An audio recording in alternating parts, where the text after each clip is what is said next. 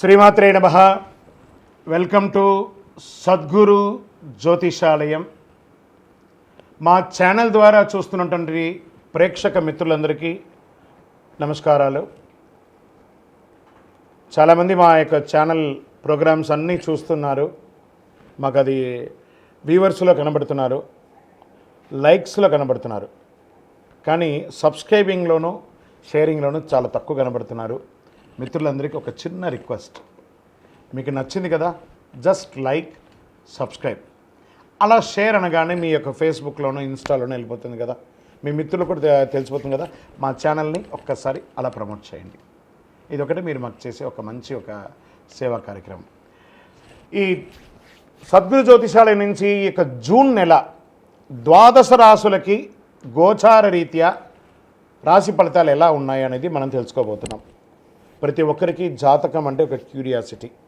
నాకు ఈ నెల ఎలా ఉంటుంది, ఆరోగ్యంగా బాగుంటానా, ఆర్థికంగా బాగుంటానా, నాకు వివాహం అవుతుందా, సంతానం అవుతుందా, ఉద్యోగం ఉంటుందా, ఉద్యోగం పోతుందా, ఈ క్రైసిస్ ఉంది కదా, వ్యాపారం ఎలా ఉంది, రాజకీయంగా నేను బాగుపడనా, ఇలా ఎన్నో ప్రశ్నలతో సతమతమడే ఈ 12 రాశుల వాళ్ళకందరికీ కూడాను ఈ నెల మీ యొక్క రాశి గుణాలు ఎలా ఉన్నాయి, తర్వాత గ్రహాలన్నీ కూడా ఎలా ఉన్నాయి అని కూడా చెప్పబోతున్నాం. మళ్ళీ ఈ యొక్క జాతకం చూడగానే మీ జీవితం మారిపోతుంది అనుకుంటున్నారా? కాదట.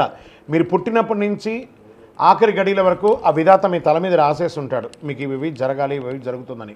ఖచ్చితంగా అవే జరుగుతుంది. మరి మీరెందుకు చెప్తున్నారండి అని అంటే, ఒక వెళ్తున్నటువంటి ఒక దారిలో స్పీడ్ బ్రేకర్స్ మధ్యలోనే పుట్టుకొస్తుంది కదా రోడ్లో, అలాగే ఈ స్పీడ్ బ్రేకర్స్ అనమాట ఈ యొక్క జాతకం.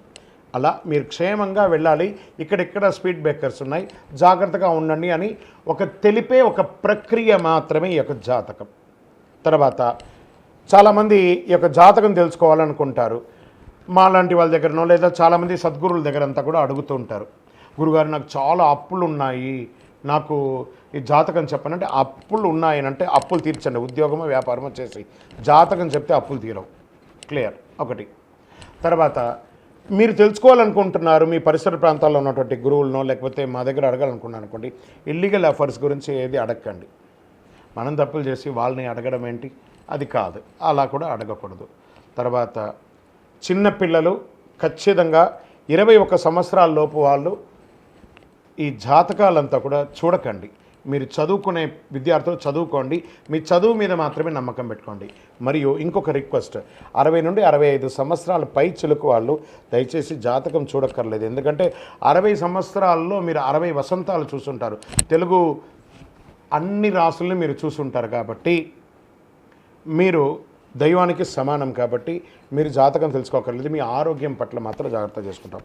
రైట్. ఇప్పుడు ప్రతి ఒక్కరికి కూడా వ్యాపారం, మరి ఎవరెవరు చూసుకోవాలంటే వ్యాపారం ఎలా ఉంది, ఉద్యోగం ఎలా ఉంది, సంతానం ఎప్పుడు జరుగుతుంది, వివాహం ఎప్పుడు జరుగుతుంది, ఉన్నత చదువు ఎలా చేయాలి అనేది చూసుకోవడానికి అవకాశం ఉంటుంది. మరి ఆ గోచార రీత్యా 12 రాశులకి ఇప్పుడు మనం తెలుసుకోబోతున్నాం.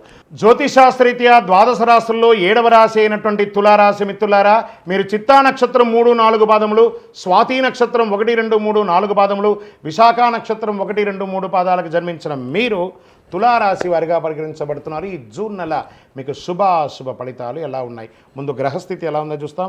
అష్టమ భాగ్యస్థానంలో ప్రతికూలంగా సంచరిస్తున్నటువంటి గ్రహాలు, సప్తమ స్థానంలో అంగారకుడు ప్రతికూలం, బుధుడు అష్టమ స్థానంలో అనుకూలం, గురు అష్టమ స్థానంలో ప్రతికూలం, శుక్రుడు 8వ 9వ స్థానంలో అనుకూలం, శనీశ్వరుడు పంచమ స్థానంలో అనుకూలం, రాహు షష్టమ స్థానంలో అనుకూలం, కేతు ద్వాదశ స్థానంలో ప్రతికూలం.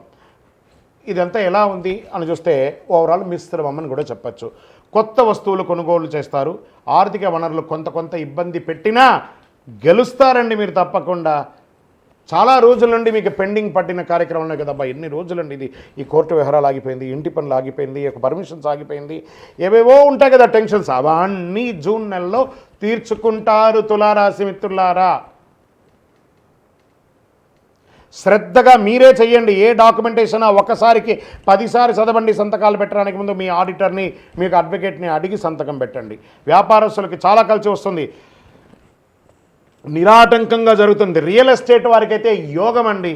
అంత అద్భుతంగా ఉంటాయి. గతంలో తీసుకున్న డబ్బులు, చెల్లించాల్సిన అప్పులు, వాటికన్నిటికీ కొత్తగా మంచి మంచి అవకాశాలు వచ్చి మీ అప్పులు తీర్చే ఒక సమయం ఆసనమైందండి. మీరు అప్పు తెచ్చుకునే సమయం కాదు, మీరు తెచ్చుకున్న అప్పును తీర్చే సమయం ఈ జూన్ నెల. ఎంత గొప్ప నెల అండి ఇది, చాలా అద్భుతంగా ఉంటుంది. కానీ ప్రయత్నం చేయాలి. మాసాంతంలో వ్యాపారంలో కొంత ఇబ్బందికర వాతావరణం ఉంటుంది, ఖర్చులు అదుపు తప్పుతుంది, జాగ్రత్త పడండి. ఆ తులారాశి వారికి ఖర్చులు అదుపు తప్పడం అది కామనే. మీరు పడి ఉన్నారు కాబట్టి మీకు తెలుసు. మీరే ఒక మంచి మేనేజ్మెంట్, ఫైనాన్షియల్ మేనేజ్మెంట్ అని చెప్పచ్చు. తులారాశి వాళ్ళు ఎవరైనా అంటే వాళ్ళు ఫైనాన్షియల్ మేనేజ్మెంట్లో టాప్గా ఉంటారని చెప్పచ్చు. అనవసరమైనటువంటి విషయాల గురించి మాట్లాడకండి. మీకు సంబంధం లేదా ఆ విషయంలో ఎంటరే కాకండి, సైలెంట్గా ఉండండి. న్యాయపరమైనటువంటి సమస్యలు కోర్టులో మీకు జడ్జిమెంటో లేకపోతే ఇవన్నీ కూడాను అద్భుతంగా నెరవేరుతుంది లేదా వాయిదా పడుతుంది, మీకు అనుకూలంగా వస్తుంది. సంగీత, సాహిత్య, సినిమా రంగం వారికి, ఐటీ రంగం వారికి యోగం. టీవీ అన్నీ కూడా పేపర్ వాళ్ళకి చాలా బాగుంటుంది, గుర్తింపు పెరుగుతుంది, ఆదాయం పెరుగుతుంది. మనస్తాపానికి గురయ్యే ప్రతి విషయంలోనూ భార్యాభర్తల దగ్గర కూర్చొని మాట్లాడుకొని రాజీ ధోరణితో ఆలంబించేసుకోండి. భూ తగాదాలు ఏమైనా ఉంటే, సెటిల్మెంట్ ఉంటే మాటలతో సెటిల్ చేసుకోండి. 10 మందిని కూర్చోబెట్టేసుకొని అంగీకారం తెలుసుకొని లేపండి అక్కడి నుంచి. బంధుమిత్రుల మధ్య ఉన్న వైషమ్యం అంతా తొలగిపోయి ఆనందంగా విహారయాత్ర చేసే అవకాశం ఉంది. ఇంట్లో ఒక సత్యనారాయణ వ్రతం చేయండి, 10 మందిని పిలిచి భోజనం పెట్టండి, అద్భుతంగా ఉంటుంది. ప్రయాణాలు ఉంటాయి. అష్టమ భాగ్యస్థానంలో సూర్యుని యొక్క కారణంగా శారీరకంగా ఏదో ఒక శస్త్రచికిత్స మాత్రం ఉంది, జాగ్రత్త. చదువు విషయంలో విద్యార్థులు చాలా కష్టపడాలి, కానీ ఉత్తీర్ణులు అవుతారు. విదేశాల విద్యార్థుల కోసం ప్రయత్నం చేసేవాళ్ళు కాస్త వీసా విషయంలో ఇబ్బందులు ఉన్నా అవన్నీ కూడా తొలగిపోతాయి. నూతనంగా ఉద్యోగం కోసం ప్రయత్నం చేసేవారికి ఈ నెల చాలా అనుకూలమని చెప్పచ్చు. సాఫ్ట్వేర్ వారికి మిశ్రమం. షేర్ మార్కెట్ చాలా బాగుంటుంది చెప్పచ్చు. వ్యవసాయం బాగుంటుంది. వివాహం కాని వారికి ఇదొక మంచి సమయం. ప్రేమ వివాహం కూడా ఉందండోయ్, జాగ్రత్త. చంద్రాష్టమం మరీ అతిగా బాగుంటే కూడా కొంచెం బాగుండదు కదా, కాస్త చంద్రాష్టమం ఆయన గ్రహాల్లో అలా తొంగి చూస్తూ ఉంటాడు. ఆ చంద్రుడు అష్టమంలో ఉన్నప్పుడు అదే చంద్రాష్టమం అంటారు. జూన్ 5, 6, 2024 4:14 ఉదయం నుండి 7, 6, 2024 7:56 ఉదయం వరకు చంద్రాష్టమం ఉంటుంది. ఈ 2.5 రోజులు జాగ్రత్త జాగ్రత్త జాగ్రత్త. వాహనం నడిపేటప్పుడు, సంతకాలు పెట్టేటప్పుడు, ఇతరులతో మాట్లాడేటప్పుడు జాగ్రత్త సుమి. Lucky number 7. పరిహారం దేవీ సప్తసతి చండీ పారాయణం పఠించండి.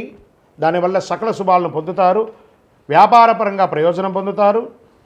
గోచార ప్రకారంగా తెలుసుకున్న మీరు మీ యొక్క వ్యక్తిగత జాతకం ఎలా ఉంటుందో తెలుసుకోవాలనుకుంటే మీ పరిసర ప్రాంతాల్లో ఉన్నటువంటి జ్యోతిష్ శాస్త్ర నిపుణులను సంప్రదించండి, లేదా సద్గురువులను సంప్రదించి జ్యోతిష్ శాస్త్రం తెలుసుకోండి. మీ యొక్క జాతకం ఎలా ఉందో, జన్మ జాతకం ఎలా ఉందో తెలుసుకోండి.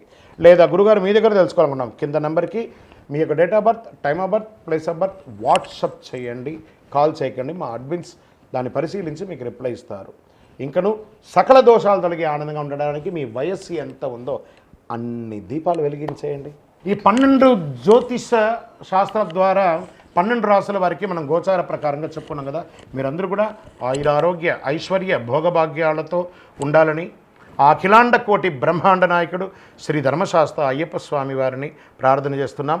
మీరు తిరుపతికి వచ్చినప్పుడు మనము జీవకోన అనే ప్రాంతంలో కపిలి తీర్థానికి దగ్గరలో బ్రహ్మశ్రీ డాక్టర్ చంద్రమౌళి గురుస్వామి గారు అయ్యప్ప స్వామి వారికి 18 అవతారముల దేవాలయాన్ని నిర్మించి సమాజానికి అంకితం ఇచ్చున్నారు.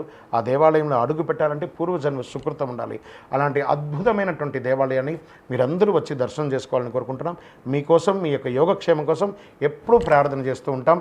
వందే మాతరం, వందే మాతరం, వందే మాతరం. చంద్రమౌళి వెంకటేష్ శర్మ. ఇంకను గోచార ప్రకారంగా మీరు తెలుసుకోవాలి. మీ యొక్క సంపూర్ణ జాతకం తెలుసుకోవాలనుకుంటున్నారా? మీ పరిసర ప్రాంతాల్లో ఉన్న సద్గురువులను సంప్రదించండి, లేదా మా ద్వారా తెలుసుకోవాలి అనుకుంటే కింద ఉన్న వాట్సాప్ నెంబర్కి మీ పేరు, date of birth, time of birth, place of birth WhatsApp చేయండి. కాల్ చేయకండి. మేము చూసిన తర్వాత మీకు రిప్లై ఇచ్చినాక మీరు కాల్ చేయండి.